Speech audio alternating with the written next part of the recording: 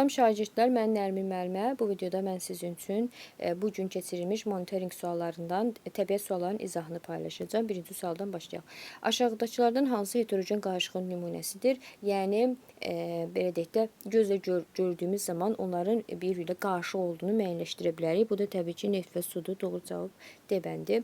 27 cümləni tamamlayın. Parasit bakteriyalar insan orqanizminə daxil olduqda çoxala bilmirlər. Bu yanlışdır. İnsan sağlamlığına faydalı təsir göstərirlər. Təbii ki, yanlışdır. Orqanizmə həyat fəaliyyətləri nəticəsində ifraz etdikləri maddələrlə zəhərləyə bilərlər. Doğru fikirdir. 28. Cədvəldə verilən təyin edici sözlər blokuna uyğun bəndi seçin. Deməli, xəzi var, bu məməli olmalıdır. Tülkü, dələ, ayı, dəvə, bunlar hamısı uyğun gəlir. Sonra lələşlər var. Lələşlər varsa bu quş olmalıdır. Deməli, yarası uyğun gəlmir, çıxırıq. Bayquş uyğun gəlir, götürürük. B variantına baxırıq. Deməli, pingvin, sərçə, bunlar uyğun gəlir. Pulcuqları var, ilan olmalıdır və suda qurdu yaşayır, tirton. Doğru cavabımız olacaq B bəndi. 29. Boşluqların yerinə uyğun gələn sözlər hansılardır? Deməli, günəş işıq mənbəyidir. Buraya yazırıq, A-ya yazırıq 2. Sonra, işıq enerjinin bir formasıdır. B-yə yazırıq 5. Kölgə qara rənglidir. C yazırıq 4. Sonra, şamlar, yağ lampaları və luminetlər lampaları. Deməli, D-yə yazırıq, süni işıq mənbəyidir. Yüksək cilalanmış mebel güzgü kimi fəaliyyət göstərir. Deməli, doğru cavabımız olacaq burada A bəndi. 30-cu sual. 50 yarışa hazırlaşan velosipedçidir. O gündəlik məşqlərində yüksək sürətlə pedal çevirərək müxtəlif marşrutlarda sürməyi sevir. Bir gün məşq zamanı o, nəfəsinin daha sürətli və dərin olduğuna fikir verdi. O, bu barədə biologiya müəlliminə danışdı. Müəllim tənəffüs sisteminin təsvirini göstərərək Əlidən soruşdu. Səncə, sürətli pedal sürərkən tənəffüs sistemində hansı proseslər daha tez-tez baş verir və bunun səbəbi nədir? Hər iki proses eyni dərəcədə sürətlənəcək. Çünki tənəffüs sistemi oksigen qəbulunu və karbon qazının çıxarılmasını balansda saxlamalıdır. Doğru cavabımız olacaq D bəndi. 31. Venn diaqramına əsasən maddələrin oxşar və fərqli xüsusiyyətlərini müəyyən edin. Deməli, bərk cisim və qazları müəyyənləşdirməliyik. Həcmini saxlayır, bu bərk cismə aiddir. Formasını saxlayır, bərk cismə aiddir. Formasını saxlamır, qaza aiddir. Maddənin aqreqat halıdır. Bu isə, deməli, hər ikisinə aiddir. Deməli, 1-ə A, B, 2-yə C, 3-ə C, 3-ə D. Doğru cavabımız olacaq A bəndi. 32-ci sual. Hansı ifadə doğrudur, hansı yanlışdır? Deməli, baxırıq.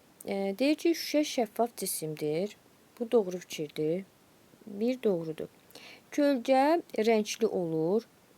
Bu yanlışdır. Karton qeyri-şəffaf cisimdir. Karton qeyri-şəffaf cisimdir. Bu doğru fikirdir. İxtiyari işıqlanmayan cismi qızdırmaqla işıqlanan etmək olar. Bu da doğru fikirdir. Deməli, doğru cavabımız olacaq A bəndi. 33. Yer kürəsinin şəkildəki vəziyyətinə əsasən hansı hadisə müşahidə olunur? Burada qış gün dönümüdür. Şimal yarımkürəsində yay fəsli başlayır. Xeyr, cənub yarımkürəsində yay fəsli başlayır. Şimal yarımkürəsində yaz fəsli başlayır. Yanlışdır. Cənub yarımkürəsində ən qısa gecə müşahidə olunur. Azərbaycanda qış fəsli başlayır. Deməli, 2, 4, 5 doğru cavabımız olacaq C bəndi. 34. İnsan orqanizmində qan dövranı ürəyin yığılması və boşalması ilə tənzimlənir. Ürəyin hər dəfə yığılması zamanı qan damarları ötürülür və bu damar divarlarında ritmik titrəyişlər yaradır. Bu titrəyişlər bədəndə müəyyən nahiyələrdə, məsələn, biləkdə və boyunda hiss edilə bilər. Aşağıdakı ifadələrdə hansı nəbzin xüsusiyyətini daha düzgün ifadə edir? Nəbz damar divarlarının ritmik şəkildə genişləməsi və daralması nəticəsində yaranır. Doğru cavabımız olacaq B bəndi. 35. Şəkilə əsasən verilmiş ərazidə aşınmanın növünü və baş vermə şəraitini müəyyən edin. Burada səhradır. Səhrada gecə və gündüz arasındakı temperatur fərqi fiziki aşınmaya səbəb olur. Doğru cavab C bəndi. 36. Fərid biologiya dərsində ürəyin quruluşu və funksiyası haqqında öyrənir. Müəllim izah edərkən qeyd edir ki, ürək qan dövranında mühüm rol oynayır və müəyyən xüsusiyyətlərə malikdir. Fərid dərsdən sonra aşağıdakı sualı cavablandırmağa çalışır. Deməli, ürəyin əsas funksiyası nədir? Ürək oksigen istehsal etmir, qan hüceyrələrini yaratmır, sinir impulslarını ötürmür, amma qanı orqanizm boyunca dövr etdirmə funksiyasını yerinə yetirir debəndə. 37. Aşağıda qeyd olunan xüsusiyyətlər hansı bitki qrupuna aiddir? Kökü yoxdur, sporlarla çoxalır və çiçəksizdir. Təbii ki, bu olacaq mamır. Doğru cavabımız olacaq B bəndi. 38-ci sual. Hansı variantda 2 molekul və 9 atom modeli təsvir olunmuşdur? Baxırıq. Deməli, bunların hər biri bir molekuldur. Hansında 9 dənə atom varsa, deməli onu götürəcəyik. Baxırıq ki, burada 9 dənə atom var. Deməli, doğru cavabımız olacaq A bəndi. 39. Şəkildə riyazi rəqqas təsvir olunmuşdur. A nöqtəsindən sərbəst buraxılan kürəcik 0 tarazlıq nöqtəsindən keçərək C nöqtəsində doğru hərəkət edir. Enerji çevirməsi ilə bağlı aşağıdakı fikirlərdən hansı və ya hansılar doğrudur? Kürəciyin A və C nöqtəsində potensial enerjisi maksimumdur. Bu doğrudur. Kürəcik C nöqtəsinə yaxınlaşdıqca kinetik enerjisi artır. Xeyr, bu yanlış fikirdir. Kürəciyin 0 nöqtəsində kinetik enerjisi maksimumdur. Bu doğru fikirdir. Kürəcik B nöqtəsində həm kinetik, həm də potensial enerji malik olur. Bu da doğrudur. Deməli, doğru cavabımız olacaq D bəndi. 40. Havanın və torpağın çirklənməsinin bəzi səbəbləri aşağıdakı cədvəldə verilmişdir. Cədvəldəki məlumatlara əsasən aşağıdakılardan hansı nəticəyə gəlmək olar? Deməli, havanın çirklənməsinin səbəbləri sənaye qazları, işlənmiş qazlar, yanğınlar, torpağın çirklənməsinin səbəbləri məişət tullantıları, kimyəvi gübrələr, sənaye tullantıları. Deyir ki, cədvəldəki məlumatlara əsasən aşağıdakılardan hansı nəticəyə gəlmək olar? Texnologiyanın inkişafının qarşısını almaqla ətraf mühitə ziyan vurulur. Havanın çirklənməsinə səbəb olan amil torpağın çirklənməsinə səbəb ola bilməz. Məişət tullantıları ətraf mühitin çirklənməsinin qarşısını alır. Ətraf mühitin çirklənməsi təbii və süni yollarla baş verir. Deməli, havanın çirklənməsinin səbəbləri sənaye qazlardır, işlənmiş qazlardır, yanğınlardır. Torpağın çirklənməsi məişət tullantıları, kimyəvi gübrələr, sənaye tullantısıdır. Deməli, burada deyir ki, texnologiya inkişafının qarşısını almaqla ətraf mühitə ziyan vurulur. Bu yanlış fikirdir.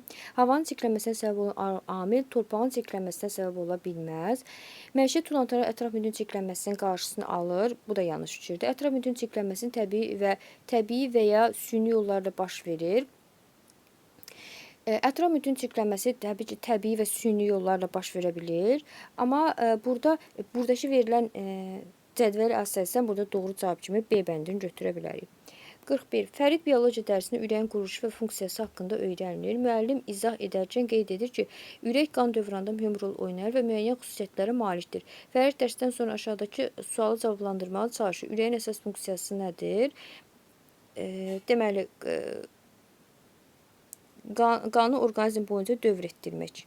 Doğru cavabımız olacaq B bəndi. 42. Aşağıda qeyd olunan xüsusiyyətlər hansı bitki qrupuna aiddir? Variantlarda səhvlik var idi. Bəzi sualları təkrar izah etdim.